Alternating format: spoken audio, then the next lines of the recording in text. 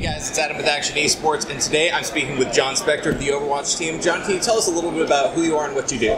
Sure. So, thanks, Adam. It's great to talk with you today. So my name is Jon Spector. I work on the Overwatch League operations team.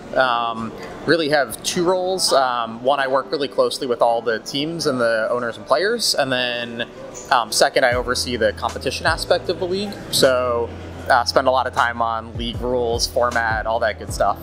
Sure. So we're here at the Barclay Center in Brooklyn, New York, a facility that was only constructed a handful of years ago. What was it like setting up such a big event in such a young facility so far away from Blizzard's usual stomping grounds?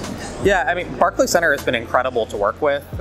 They've been leaning into esports hard over the last couple of years anyway, and you know, when we first started thinking about what's the right home for grand finals, they were excited about it the first conversation we had with them. So it's all of our fans, and you'll get to see the stage tomorrow. Like, this was a really, really ambitious effort. I'm a New Yorker myself, so like really super proud that we've spent the season in Los Angeles, right? And the fans in LA and fans from all over the world have visited us at Blizzard Arena, but to be able to bring Overwatch League now to the East Coast and to all of the fans in New York and have a sold-out audience here, it's going to be awesome. This event is a kind of a capstone to the inaugural season of the Overwatch League. The last impression a lot of people are getting before a lengthy break between seasons.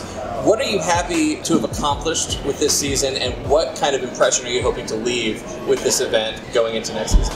Yeah, I mean, Nate said it, like, this weekend is about the players. We have the best two teams in the world going at it right now, and that's really, from my perspective, what I want and hope the story is this weekend is look at the incredible skill, the great teamwork. I think one of our favorite things about Overwatch as an esport is you have these incredibly talented individual players. Like, people are going to be talking all weekend about, look at what Carpe did on Widow, or you know, check out that sick tank play from Gesture. But these are also the best teams, and I think that's a lot of the story too, of like really, really great teamwork. And you've seen the Spitfire and Fusion just sort of gel as units, especially coming into the playoffs. And that's what I hope people take away is incredible competition.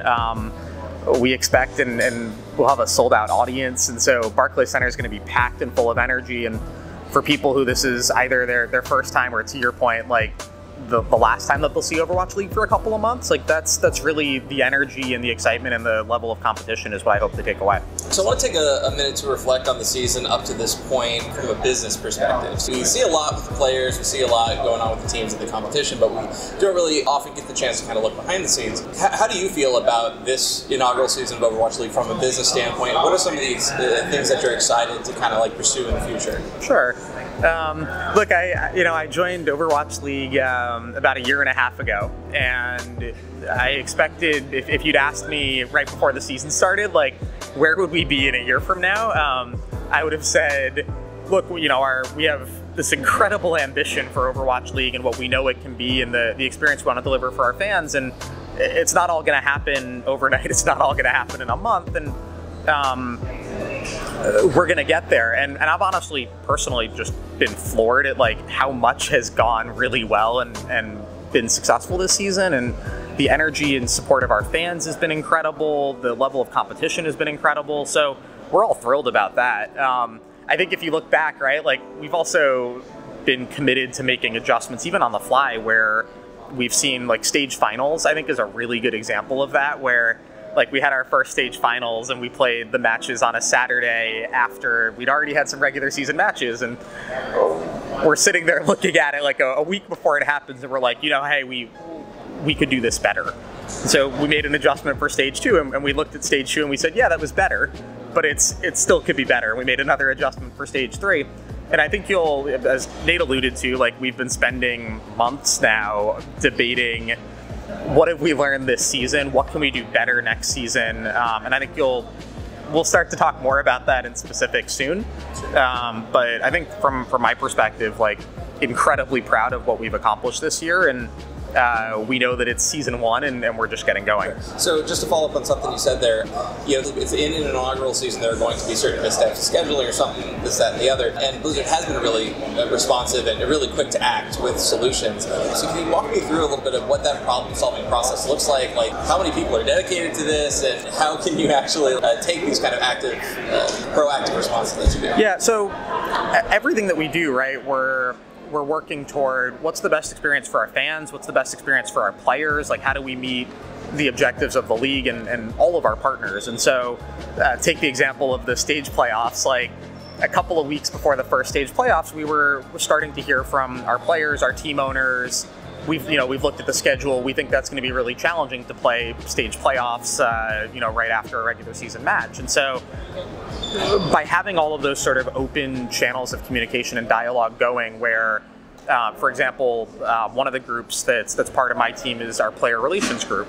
And we have a handful of really talented men and women whose actual job description is to spend time with our players and the coaches and the GMs and work with them and talk to them.